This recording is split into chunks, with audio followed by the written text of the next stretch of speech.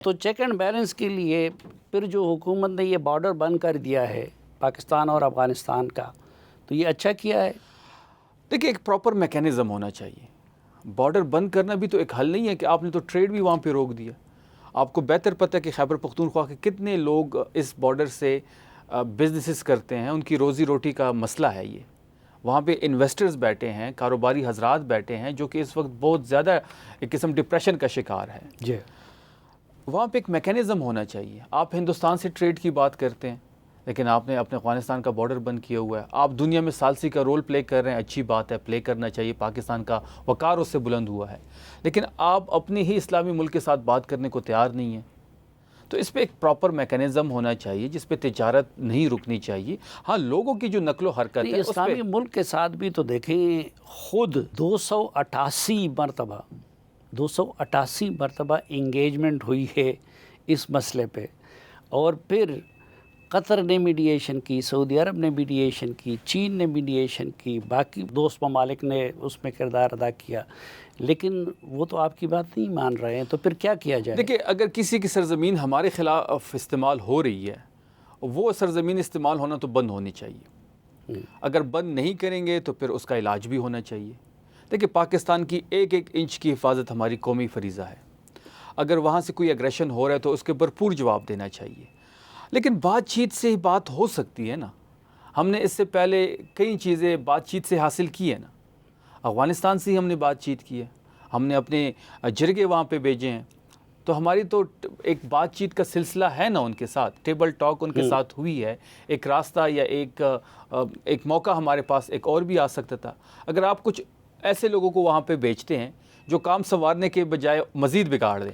لیکن میں اس کا ایک طالب علم ہوں. جی، آپ بہتر جانتے ہیں. ٹی ٹی پی یہ کہہ رہی ہے کہ جی یہ جو نظام ہے جس کے تحت آپ وزیر ہیں، یہ طاغوتی نظام ہے، اور اس پارلیمنٹ کو اور ان اسمبلیوں کو اور ان کو ختم کرنا چاہیے، اور اس کی جگہ پہ ہماری مرضی کے مطابق جس طرح افغانستان میں ہے کہ جدھر نہ پارلیمنٹ ہو، نہ اسمبلی ہو، نہ ووٹ ہو، نہ شورا، وہ اس طرح کا نظام ہم قائم کرنا چاہتے ہیں.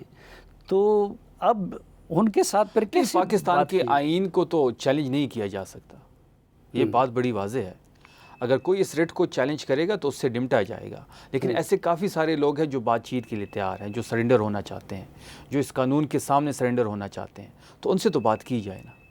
ان کو تو اس دائرے میں لے کے اندر لے کے ہم آ سکتے ہیں نا. ان کو بھی آپ ایک جیسا ٹریٹ کر رہے ہیں تو اس سے حالات مزید خراب ہوں گے.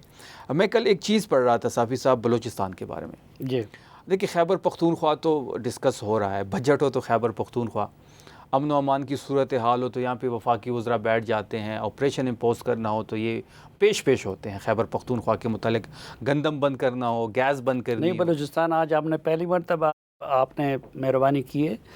ہم نے وزیر اعلیٰ بلوچستان کو 3 مرتبہ جی اس پروگرام میں بلایا اور اسی طرح کے ان سے سوالات کیے. اچھا، دیکھیں، بلوچستان 80% اس وقت نو گو ایریا بن چکا ہے.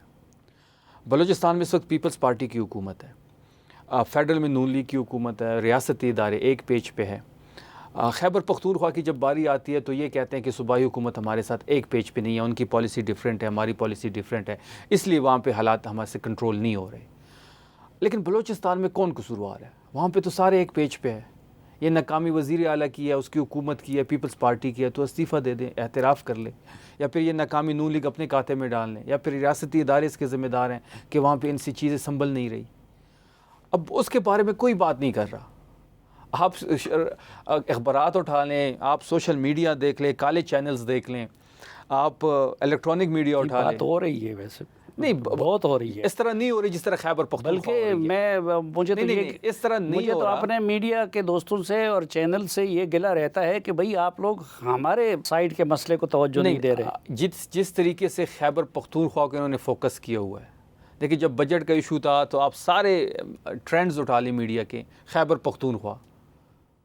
نہ سندھ کے بجٹ کو ڈسکس کیا گیا، نہ پنجاب کو ڈسکس کیا گیا، نہ بلوچستان کو ڈسکس کیا گیا، اور ہم نے سب سے زیادہ کمپوز بجٹ دیا، یہ اللہ کا شکر ہے. وہاں پہ عمران خان کی حکومت ہے، سب سے زیادہ تکلیف اس بات کی ہے ان کو.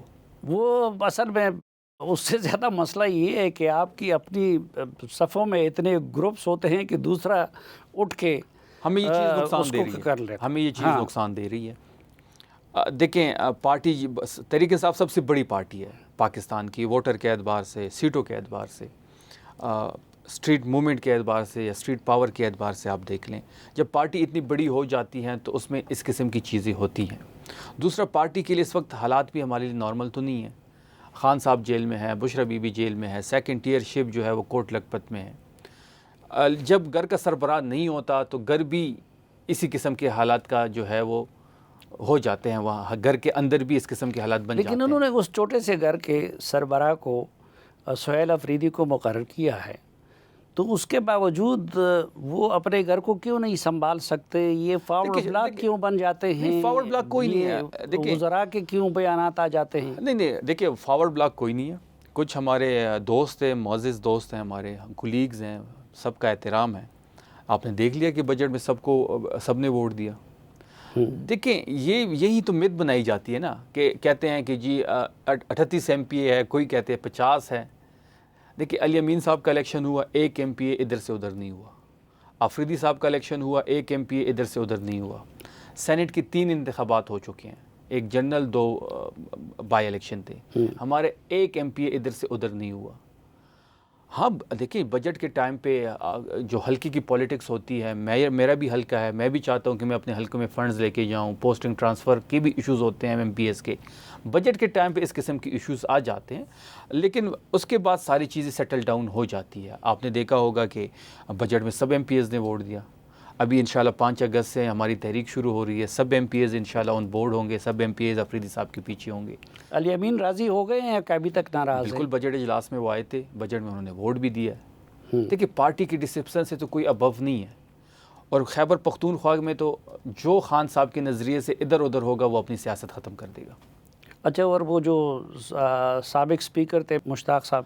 دیکھیں مشتاق صاحب ان کو نے بجٹ سے پہلے انٹرویوز بھی دیے، عمران خان صاحب کی رہائی کی تحریک کی بات بھی انہوں نے کی، لیکن اس کے بعد ان کے ساتھ بیٹھا گیا، ان کو سنا گیا، بیٹھایا گیا، ان کی رائے کا احترام کیا گیا۔ جنید صاحب ان سے ملے، گوہر صاحب ان سے ملے، انہوں نے بجٹ میں ووٹ بھی دیا۔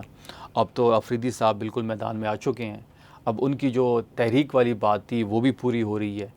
اب ان تمام لوگوں کو جو اس وقت عمران خان صاحب کی رہائی کی تحریک کی بات کرتے تھے، اور ان کو مزید زور لگانا چاہیے، لوگوں کو نکالے، لوگوں کو موبلائز کرے۔ ہر ایم پی اے کی ذمہ داری ہے، ہر ایم این اے کی ذمہ داری ہے۔ اور 5 اگست کو پشاور میں ہمارا جلسہ ہے، کیونکہ 5 اگست کو عمران خان صاحب کے اغوا کو 3 سال پورے ہو گئے ہیں، اور وہاں پہ ہم اپنا اگلا لائحہ عمل دیں گے جو انتہائی سخت ہوگا۔